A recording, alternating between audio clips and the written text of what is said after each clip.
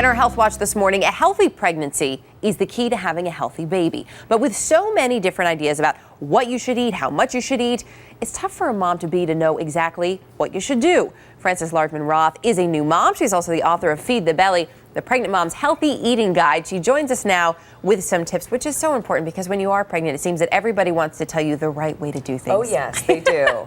And it gets worse once you have the kid. But that's for another segment. Yeah. So when we talk about getting in shape to get pregnant, this is actually something women should think about. Absolutely. If you start off overweight or underweight, it may affect your ovulation cycle and it may affect your fertility. So you want to make sure you're at a healthy weight before you even start trying. And there are even some foods that we hear a lot about folic acid, that you should take that if you're thinking about getting pregnant. Why is that so important and where can we find it? Well, you can find it in folic acid rich foods like oranges, orange juice, asparagus, fortified cereal. Something like Total is packed with everything you need for the day.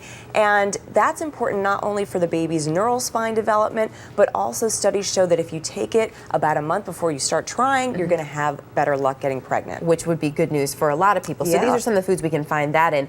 Moving on to fish. This is, I remember even when I was pregnant, I couldn't remember. I knew certain fish I couldn't eat. Right. But all fish doesn't necessarily fall in that category. Right. So you want to avoid the big baddies, shark, swordfish, tilefish, and king mackerel because they're loaded with mercury. They're huge fish. Right. But you want to get the fish that are fatty and loaded with omega-3 DHA. So salmon, trout, we've got some lovely examples here.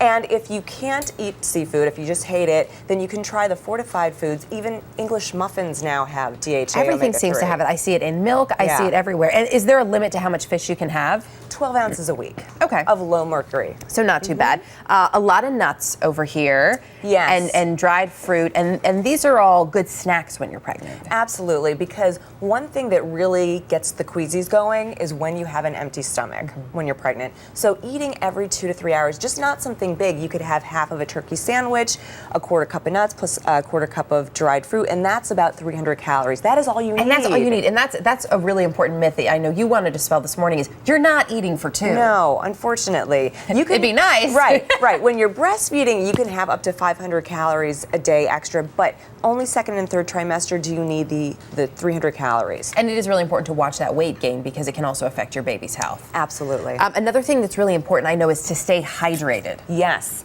that's huge, especially in the summertime when we're sweating more anyway. And if you're dehydrated, you are going to be more nauseous. Plus, dehydration can lead to early contractions. So this can even help stave off contractions in later stages of pregnancy. That's so right. Doctors actually recommend, hey, drink a lot of water. We don't want the baby to come yet, right? Yes.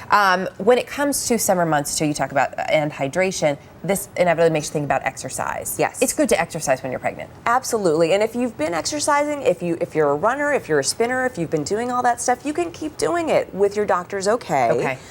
And prenatal yoga is a fantastic thing to do, keeps you limber, and exercise can actually help prevent gestational diabetes. Which is huge. We're going to have to leave it there.